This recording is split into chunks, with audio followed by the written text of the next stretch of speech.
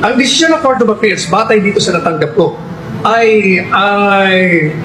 pinawalang bisa ang pag-aabsuelto kay De Lima, takaso niya. Sapagkat sa ngayon sa hukuman, hindi nasunod yung rules on evidence. Yung sa testimonya, yung recanted testimony na sinasabi ko, hindi inaprobahan nila na kaya itong mga nagsinungaling dahil mga tinakot. Hindi nasunod, madaling sabi.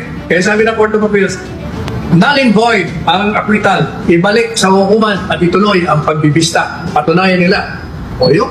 Yan ang latest. Nagtataka ko bakit hinahanap ko sa mga mainstream na dyaryo, pati sa social media, wala pa lumalabas. Pero paano yung Attorney Sal? Nakalabas na siya. Ibig sabihin, ibabalik siya sa kulungan? Hindi naman ganon. Hindi ko alam kung anong mangyayari. Kasi, she was acquitted, and on the basis of that, she was released. Pero kung null and void, ibig sabihin, balik ka sa dating status. So, status ko, balik ka sa kulungan, ganon? Sa tingin ko, ganun ang mangyayari. Kung null and void yung absuelto mo kung ang naging batayan ng release mo, dahil absuelto ka paano? Di dapat ibabalik ka. Kaya kung ibabalik ka sa kulungan, paano ka makakasama dun sa impeachment prosecution team?